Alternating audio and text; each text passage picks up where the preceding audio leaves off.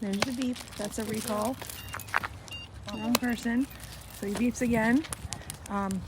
When he continues to walk and taps his left leg, that means heel. And heel means walk nicely. It's universally taught on the left side. So she's being taught to follow the left leg. So your leash, if you're using the leash, is going to be in your left hand, your remote in the right hand. To start the walk, you say heel or let's go and tap the tone, and then you start walking. Her job then is to go right into that pocket next to your left leg. If she moves out of that pocket, you tap your e-collar. She moves back. That's the training. Sorry, we're getting going here. Okay, now we're training her to not let that left knee get out of her sight. That's how her head is going to stay at that level. The word heel literally means her head is at the level of your heel.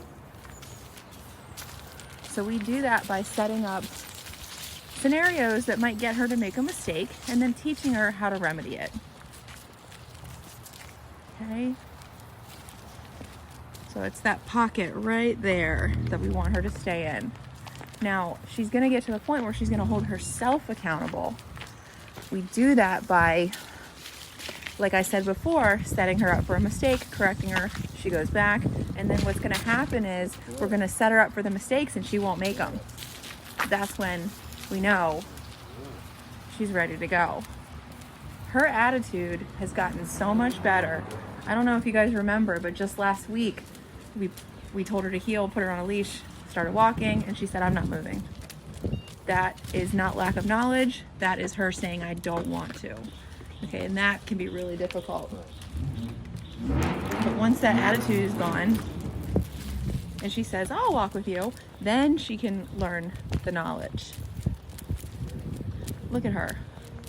She's doing great. Absolutely no attitude at all. She's taking in everything we're teaching her. You can't really teach a dog that's got attitude. You got to take care of the attitude first. And that's part of teaching, really. Yeah. Yeah. And I think that's what a lot of people struggle with. Like, oh, I can teach sit, I can teach down. It's like, yeah, but if the dog doesn't want to, Yeah. good luck. Well, that is like the real funny thing. Whenever you're looking for training and stuff, it's because if you're learning techniques to teach the commands, doesn't mean the dog's going to listen. Exactly. But a lot of that's bypassed by getting them hungry Yep. and like showing them a motivation, like a food or a Yep. toy. But then you're bypassing attitude. Yes. And attitude comes up in real life. Correct. And you're wondering why it doesn't work. Yeah. It's because you actually have to go through the conversation of attitude and talk about it and tie that submission towards your authority to the commands, rather than making the commands kind of a game just to get the dog interested and then expecting the dog to perform like it's not a game in reality. So how you train it, the vibe of how it feels when you're training it is how it's going to be used in real life. So it's a party. Good It's luck. really fun. Good luck Then when when the somebody squirrel's knocks there. on the door, Yep. it's going to be a party and really fun. Okay? Oh, wow, So- look at the improvement you've created in her. She's got some work to do yet. Okay, so when she leaves that spot next to his left leg, it's beep, pressure, guide back, release. Until she's not making the mistake anymore.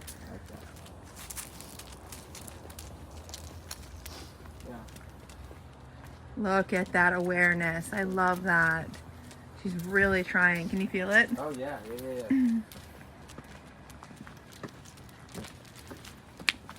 Beautiful. So before, she was a big puller.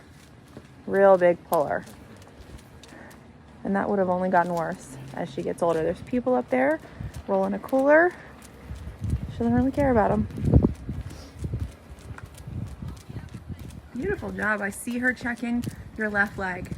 Yeah. It's like being aware of your speed limit as you're driving down the highway.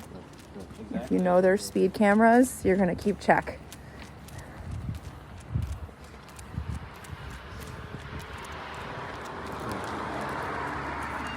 Beautiful.